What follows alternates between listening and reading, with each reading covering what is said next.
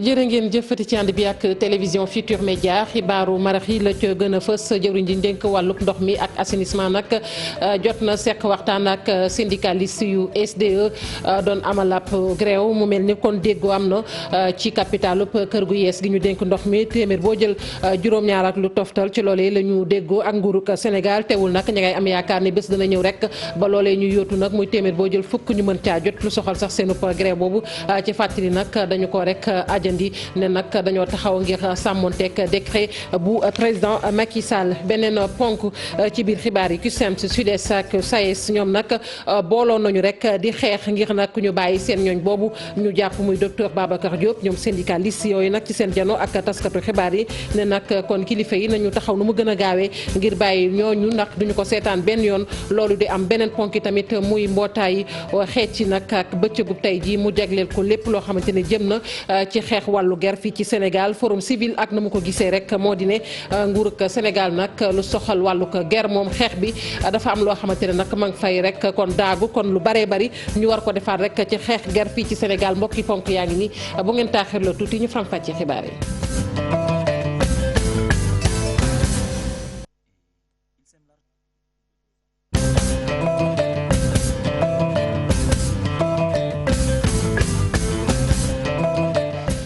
dalee nag jàmm ci xibaaru marax yi nuñ ko waxee woon nag daal di door laata ñuy xuus nag ci tënk rek muy benn accident boo xamante ne dafa am nag lu toll fukk ak juróom-ñett ci soldat nag ñoo daal di am ay gaañu gaañu ci accident boobee muy ay camion yoo xamante ni mi ngi yeboon ay soldat nag bàyyee ko woon Dakar ngir wutali Dodji champ de tir camion yooyu nag bi ñu ñëwee rek ba yegg si fa ñu naan Thiamène ca diwaanu Louga ca la benn camion ba nag daal di kon këpp. loolu nag moo indi kon musiba boobu fukk ak juróom-ñetti wax naa ko léegi jëlee ci ay gaañu gaañu ci lim boobu nag fukk yi ak ñeent ñoom rawale nañ leen ca hôpital bu diwaanu Ndax ñeent yi nag dañ leen fas yéene indi fii ci Ndakaaru mu nekkoon nag 12e bataillon. waxoon nañ ko ci ndoxteel li muy jëwriñ ji nga xamante ni moom la ñu dénk wàllug ndox ak assainissement nag seq na waxtaan ak syndicaliste yu SDE doon amal ab grève tey mu mel ni déggoo am na ci capital boobu ñuy sàkku naam sax du 10% yi ñu doon wax waaye téeméer boo jël juróom-ñaar ak lu toftal ni nguurug Sénégal waxoon loole nag déggoo nañu ci waaye am nañu yaakaar ne bés dana ñëw nag nguur gi sax dimbali leen ba loolu ñuy sàkku nag téeméer boo jël ñu mën caa am fukk ci kër gu yees gi ñu war a ŋànk wàllug ndox mi syndicaliste yooyu ci fàttali grève bi nga xamante ne sax dañ ko amaloon dañ ko mujjoon rek ne tegg ci suuf nag ne dañuy sàmmonteeg ak décret bu président Macky Sall waaye du tee xeex bi nag dañu koy daal di wéyal Maguette Soirée Diallo. ak grève bu syndicat bu ñu di liggéey sénégalaise des eaux ñàkk ndox mi ak jàmbat bu sénégalais yi boole ci réquisition bu président Macky Sall situation bi ñu di liggéey SDE saafara mi ngi ciy bëgg a am dañoo daal di dakkal seen grève bi. wax nañ na dañuy suspendre provisoirement le mot d'ordre lakkal grève bi ku nekk dem liggéeyi delluwaat ci sa poste de travail nga dem liggéeyi waaye ñu continuer xeex. naneen wëyal liggéey bi te xaar ay négociation yu baax ci liggéey SDE waxaat nañu ci décret présidentiel bi. décret bi ànduñu ci waaye dañ ñu ko respecté même bu baaxee ak bu bonee ñun dañ ñu ko respecté ndax tamit le président de la république moom moo ko signé kon nag fañ ko war a attaqué dinañu ko cour suprême ak devant les juridictions BIT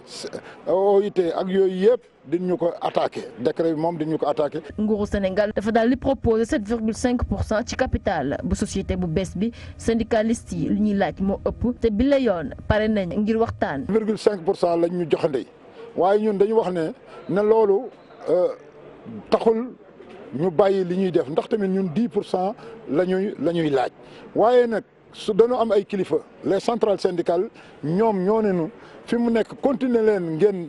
jël loolu ngeen continuer lutte travailleurs yi li ñuy laaj lan moo tax parce que ñoom dañu bëgg nekkal fa sénégalais yi am na foo xamante ne sénégalais yi mënuñu fa toog parce que bu ñu fa toogee mën na am duñu mën a orienter les politiques yi am loolu moo tax travailleurs di laaj lu bare. intersyndical bu liggéeykat bu SDE bëgg nañu gis njiitum réew mi ndax ñu mën a gérer dossier bi ci ni mu gën a gaawee. Maguette Soare Diallo ñu lay jaajëfal. CUSEMS SUDES ak SAES syndicaliste yooyu nag ñi ngi doon janoo ak taskatu xibaar yi ni ki tey jii di naqaru rek jàpp gi ñu jàpp seenub ñoon muy docteur Babacar Diouf ñu sàkk nag ñu bàyyi ko na mu gën a gaawee moom ak ñamu àndal. tey nag ñu daal di door grève boo xamante ne grève benn fan la ñoom syndicaliste yooyu nag doon janoo ak taskatu xibaar yi Cheikh Diop. ñetti syndicat yoo xamante ni ñu ngi yëngu ci wàllu jàng mi ak njàngale mi nag daal di joxante seen ay yoxo li ñu bëgg moom moo di ñu bàyyi seen ab naataango bi nga xam ne rek jamono yi ñu ngi ko xañ ngelaw lu féex SUDES CUSEMS ak itam SAES taxaw temb ngir rek ñu daal di bàyyi docteur Babacar Diop ak ñoñam. du xeexu SAES du xeexu université xeexu réew mi yëpp la lan la ñuy xeex mooy remise en cause des libertés public démocratique parce que suñu sart réew moo ne dox wax sa xalaat ay liberté fondamentale la te dañ ko war a respecter parce que sart réew moo ko garantir en son article 10. mu nekk ab grève bu 24 heures ngir rek ñu daal di leen dégg waaye itam ñuy xam ne rek ne lii leen nañ ko wëyal ci bépp université boo xamante ni mi ngi nekk fii ci réew bu Sénégal naka noonu itam ñu daal di yëglu ne nañ amal yeneen i plan d'action. Première plainte bi dañ koy déposer à la Cour de justice de la CEDEAO deuxième plainte bi à la Cour africaine des droits de l'homme internationale de l'éducation organisation bu mag la ci àdduna bi bu ëmb plus de 400 syndicats du secteur de l'éducation à travers le monde donc ay dizaines de millions d'enseignants ñoo bokk ci organisation boobu ñu ngi initier pétition yaakaar nañu pétition boobu ay au moins 10 millions d'enseignants à travers le monde dañ koy signer. syndicaliste yi daal di amal ab prox ndoolu di wax ci rek dayook arrêté ab professeur titulaire naka noonu itam ñuy àddu rek ci nguur bi ñu bàyyi xel ci loolu. commencé na jàngale ba pare ñu jàpp ko pour ce motif fallacieux placé ko sous mandat de dépôt. étudiants yi xëy war a def cours du ñu def cours parce que seen professeur bi nekk fi alors que dañu am droit à l'éducation dañu am droit à l'enseignement pour deuxième raison boobu dañu exiger ñu libérer immédiatement le docteur Babacar Diop. docteur Babacar Diop ak ñoom ñu jàppoon leen ca buntu palais de la République li waraloon lu ni mel nag moom moo di ab doxu ñaxtu boo xamante ni rek ñu ngi ko doon amal ngir rek ñaalu bu baax a baax yokk njëgu courant bi collectif bii lay nga xam ne moom moo ëmb syndicaliste yi nag di xamle ni bëgg nañ ñu bàyyi seen ak naataango ci nu mu gën a gaawee. ñeneen ñuy sàkkut ñu bàyyi ko muy étudiants yi féetee ca daara ju kawe ji di Cheikh Anta Diop bu Ndakaaru seen professeur la ñu wax Babacar Diop nanu ko bàyyi ñoom it loolee la ñu bëgg kii wax ci seen tur Ahmed Bachir Bala étudiants yooyu doon jënoog taskatu xibaar yi ñu teewlu leen. suñu mbokku camarades yoo xam ne dañ leen naa jàpp. ñaata lañ. ils sont nombre ñoom juróom lañ plus docteur Babacar Diop mu def leen juróom benn donc ñun li ñu bëgg mooy ñu libérer leen ñoom sàccuñu fenuñu tuxuñu bu fekkoon ne loolu la tey ñun duñ fi taxaw di dénoncer li ñuy bëgg nag mooy nañ leen bàyyi ci nu mu gën a gaawee ñun loolu lañ bëgg ndax tey ku ne xam na ni tey inscription universitaire tàmbali na depuis bu yàgg ñoom ñoo ngi ci biir kaso bi donc ñun li ñu war mooy taxawu leen parce que ku ne xam na ne université ni muy doxee dafa am benn délai boo xam ne dañ koy joxe bu ñu passé délai boobu noonu ñoom dañ leen di dàq dootuñu mën a inscrire wala ñu xaar ba déwén ñi nga xam ne dañoo nekkoon position cartouche ñoom dañuy kon seen avenir mooy daal di yàqu pour l'instant ñoo ngi dox ci côté Pacifique loolu lañ bëgg pour l'instant ñu bàyyi leen ci jàmm cours yi université yi démarré ci jàmm wa ilaa ñu def ko comme ni ñu xamee étudiants yi rek dañuy joxe ultimatum daal di wàcc sur le terrain def comme ni ñu xamee. ñu yegg ba diwaanu Ziguinchor ak procureur ba nga xamante ne nag dafa taxaw temb rek ci ubbi nag ab enquête judiciaire ngir ñu xam ñan ñoo faat Abdou Elinkine Diatta moom moomu ñu ne woon moo nekkoon secrétaire général bu MFDC ci fàttali ñaar fukki fan ak juróom-ñaar ci weeru octobre bi weesu ci la ñu ko faatoon nag ci anam yu ñaaw a ñaaw procureur nag ne jot na ñu xam ñan la ndax ñooñu sax njortu nañu ni dañoo daal di daw rek làkku ci àllug Ziguinchor bi ñu teewlu procureur bu Ziguinchor ci micro Boubacar Diassi.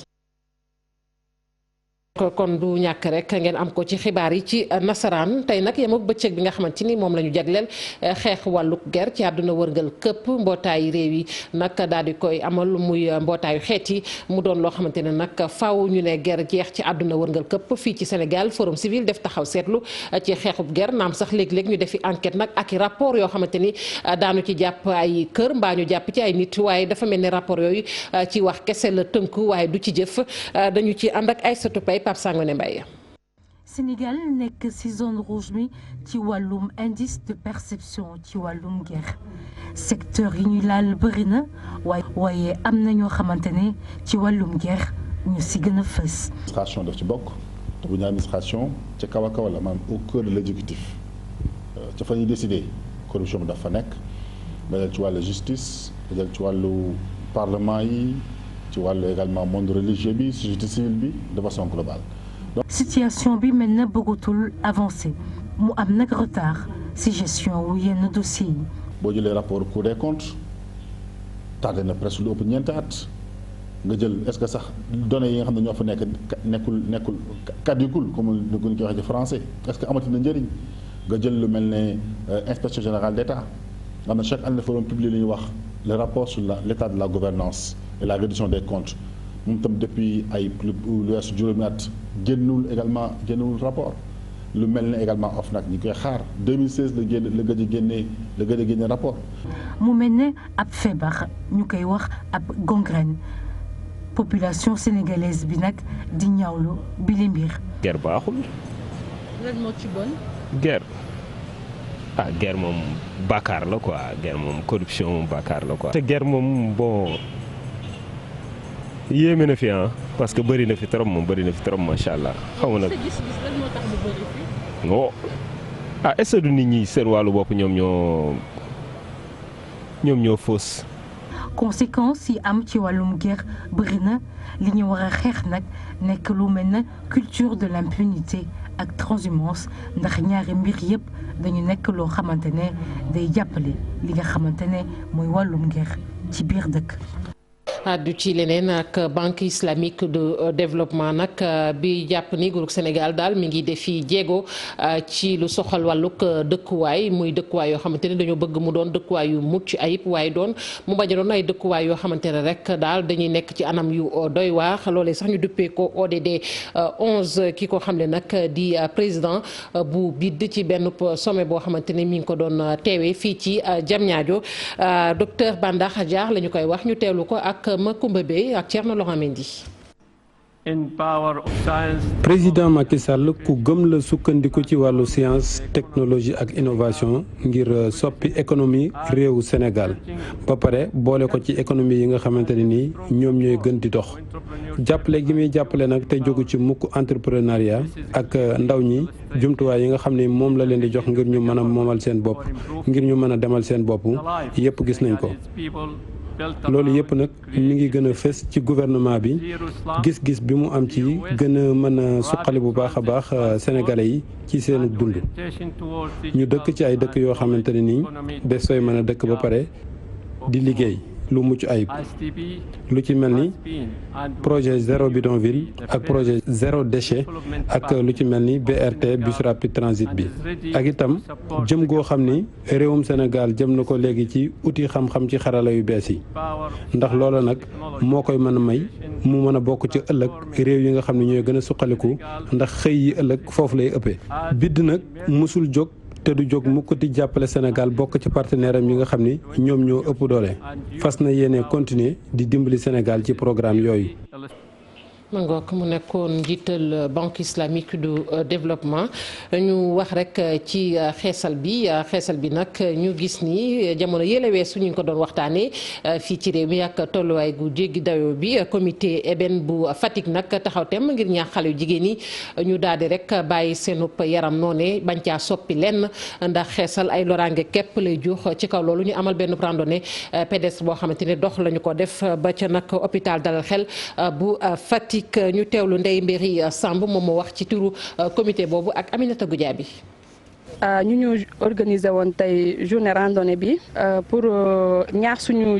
suñu moromi jigéen ñi nga xamante ne nii suñuy yaay lañ suñuy tante lañ suñuy sœur lañ pour ñu bàyyi xeesal bi parce que ku nekk xam nañ xeesal dégâts yi muy causé lu si mel ni cancer de la peau ay dégâts yu bëree bëri ni xeesal bu la yàqee kenn du la defaraat nit ki da ngay gëm sa bopp te xam ne yàlla moo ñu sàkk mooy suñu borom bu namoon ñu xees daf ñuy def ay naan mbaa mu def ñu ay tubaab mais peau noire bi mu ñu jox nii dañ ko war a sàmmal moo tax ñu jógoon tey pour sensibiliser leen ñi nga xamante ne dañoo commencé ñu bàyyi ñi nga xamante ne commencé guñu ñu bañ a dugg muy ñëw jàppale suñu jigéen ñi nga xamante ne ñoom ñoo nekk dalal xel nekk suñuy yaay tamit nekk suñuy tante nekk suñuy sœur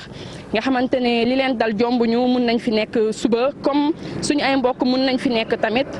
ñu ñëw indil leen ay dons ñu ñëw jàppale leen ko seeta leen ko di leen di wax ne nous sommes de tout cœur avec eux. lu soxal wàllug numérique nag kon mu mel ni loolu ñu ngi ci prier mboolem nag kon télévision ñu daal di rek jàll ca loolee ndax mbébét bi atum 2020 la ñëpp nag mën a jàll ci numérique loolu ngir mu antu rek faaw kon chaîne de télévision yi nag def tuuti coppite ci seenub contenu jëru ñi nga xamante ni moom la ñu dénk wàllug caada mi ngi ci doon dalal nag ñi nga xamante ni ñoom ñooy acteurs yi ngir seq waxtaan ak ñoom laata ñuy yegg ca loolee Maimouna Ndiaye Pape Sangone Mbaye ñi yëngatu ci wàllu audiovisuel bi ministère bi ñu dénk wàllu aada gi ak jokkalante gi ñoom ñëpp ñu daal di booloo li ñu bëgg rek mooy ñu xoolaat bu baax li nga xam ni mooy programme ak tëralin yi ci télé yi laata ñuy dem carrément ci numérique. ba Sénégal waxee ni dafay dugg ci TNT bi yàgg na ba léegi am na luñ jot a def waaye lu bëri des na yeneen pays ñu ngi ñuy romb donc ñu ne nañ leen dajaloo xool naka la ñuy def. pour que nit ñu avance bi ñu amoon ñu mun ko maintenir ba dem ba basculer wax nañ fi benn pays yu mel ni Burkina basculer na alors que ñun ñoo ko njëkk a démarré donc dañuy waxtaan suñu biir pour xool naka la ñuy def maanaam pour accélérer processus bi beneen bi mooy TNT et tout ça c'est bien beau mais ay chaîne de télévision bu ñu bare li gën a am solo mooy contenu bi ñuy jox askan wi. liggéey bi ñu ne foog ñu soppi doxalin xool koom gi wàllum finance wante it foog ñu am lu bari lu ñu jubbanti. ñi nga xam ni moo xam muy entreprise moo xam muy personnel boo xam ni respecté au métier bi teguloo ko ci yoon mënuloo fi rek wax dëgg yàlla dañ mettre ay conditions yoo xam ni mën nañ wax ni yow dañ lay écarter bàyyi ñi nga xam ni mën nañ ñu dem c'est comme ça. ci loolu lañ taxaw nag pour jàppale journalistes yi sécuriser seen métier assainir métier bi mettre en place un fonds d'appui réglementer la publicité contenu di dox. bu ñu weesoo presse en ligne bi média audiovisuel yi tey ministère bi nga xam ni dénk nañ ko wàllu communication bi fi mu toll nii bëgg nañu yaatal waxtaan yi ba bu ko defee ñu am tëralin yu bees yoo xam ni dina leen may buñ ci yeggee jafe-jafe du ci am. buñ ca yeggee jafe-jafe du ci am Maimouna Ndiaye wàllug numérique boobu ak nuñ ca fas yéene soobu mu mel ni tey ñu bari ci ñi jiite télévision yi nag ña nga cay rek am xel ñaax naam sax am na luñ jàpp ni luñ waroon matale la laatu ñu yegg foofu ndax dañoo war a bàyyi xel wàllug xarala yi te bañ a sukkandiku rek ci wàllug koom bi ñi ñuy waxee nag bokk na ci directeur bu Africa 7 Alioune Ndiaye ñu teewlu ay kàddoom. au-delà si koom-koom bi tamit war nañu wax li indi koom-koom bi. parce que tey li indi koom-koom bi comme ni ngeen koy waxee ci plateau de télévision yi ñi nu gisul c'est l'aspect technique maanaam technologie bi tey fi mu toll war na Excaf aussi di dem ci télé yi wala télé yi dem ci Excaf xam lan moo fa dox lan mooy matériel bi compatible ak bi ñuy utiliser TDS xam loolu ba ëllëg communication bi dina yomb entre ñun ñuy produire contenu ak ñuy diffuser parce que ñun dootuñu ay diffuseur sauf que ñi nga xam ne ñu ngi maintenir encore seen fréquence UHF nga xam ne tôt ou tard day disparaître kenn investitul presque sur le satellite nous investissons tous ñun ñëpp dañuy investir ci wàllu numérique mais numérique bi parfois nit bëgg télé wala jënd télé dem jëndi matériel am ba pare teg ko Excaf ne la bi baaxul xam nga boobu ci njëlbeen gi boo waxoon ak Excaf mooy la lii ak lii ngay jënd parce que moo dëppoo ak li ma état jox pour man ma dox doon du am mais mën na nga ñëw jël ci Aliou Ndiaye dem Italie indi matériel am teg Excaf ne la bi baaxul matériel bi nga war a jënd warta jógee Italie Chine la war a jógee nii la war a mel mais soo ko defoon au préalable du dem donc aspect waxtaan bi nañ ci indiwaale aussi côté technique bi am na ci solo. ñu wax ci wàllu ko aar tuuti muy aar bi nga xamante ne nag jëm na ci rek kon dessin yooyu ñuy faral di seetlu léeg-léeg ci mur yi ci mbedd yi mu doon loo xamante ne ràññee nañu ci lool kii ñu naan nag Docta ndax bari na la mu cay liggéey bi yoon nag liggéey mi ngi ko jëmale rek ci xeex lépp loo xamante ne wàllu fitna la jëmale ko ci soxna yi moo waral nag booy xool ca ambassade bu Canada ca mur ba nag am na loo xamante ne ni def na ko ci dessin loolu yëpp di mandarga ay satu ay graffiti nag mu dessiné ko ci muru résidence bu ambassadeur bu Canada. Docta nekk ab graffeur mu jël loxoom digal ko ci xeex bi nga xamante ne ñu ngi koy xeex ñaawteef ak dóor ak gàkkal yi nga xamante ñu ngi koy def jigéen ñi. Une société, deux entités ñoo koy def muy góor ak jigéen et su ma koy wax nit ñi dañuy def ne damay organiser góor jigéen mënul am sans góor góor mënul am sans jigéen te valeur bu nit mën ci am sa yaay daf ci am part bu responsabilité bu rëy. artiste bi di engagé wu muy wane ne nii lay valoriser di jigéen. fi naan les violences faites aux femmes et moi j'aime pas aussi montrer la faiblesse ça veut dire boo ma defee dara je te montre que je suis plus courageux màgg naa ci loolu mais du ma la permettre occasion nga defalaat ma ko. Non, exactement. Nous avons des femmes c'est des femmes de pouvoir, c'est des femmes qui apportent constamment dans la société. Choix bi ambassade du Canada def nag ci Docta du hasard ndaxte xam nañu lu tax ñu tànn ko. médium qu'utilise Docta. lii aaru mbedd la boo xam ne moom mii di Docta moom lay jëfandikoo ñu tuddee ko lii di graffiti nag day gën di ñaax ñi nga xamante nit ñoo di ndaw ñi waaye itam di waxtaan ak ñoom di leen yee ci njëriñ gi nga xamante ne aar jigéen am na ko. et puis les femmes. Docta nag di jëmmal ay jigéen yu am doole ay jigéen yu am taxawaay ngir rek gën a impulsé li nga xamante ne mooy xeex gi ñuy xeex ci ñaawteef ñuy def ci jigéen ñi. président bu France Emmanuel Macron ak kàddoom yooyu nag mu yëkkati di ca joxañ rek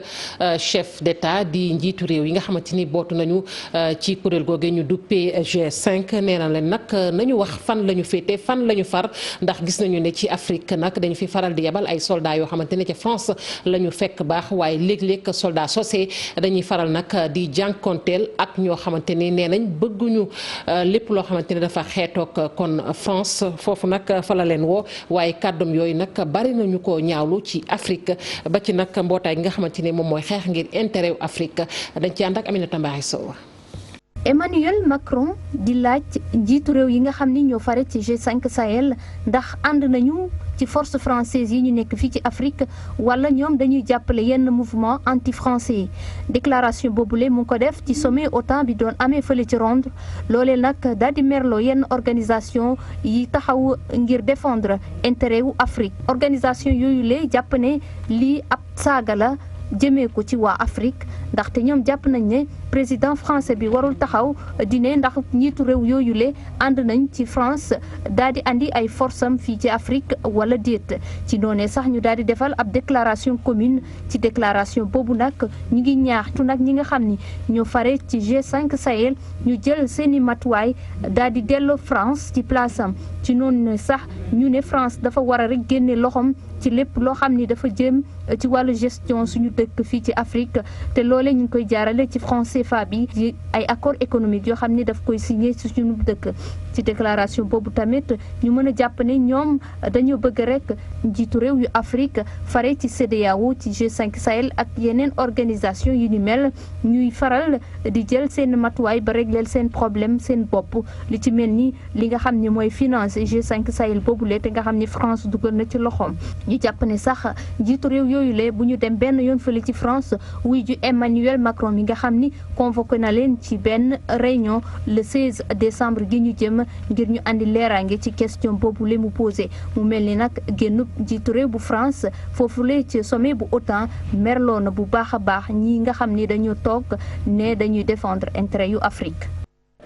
jërëjëf Aminata Mbaye Sow jaajëf it yéen ñooñee farewoon ci machine bi ñu jàpp ci xibaar yi bi mu sotti Aram bàyyi la nga wéyal ci Soir d'info.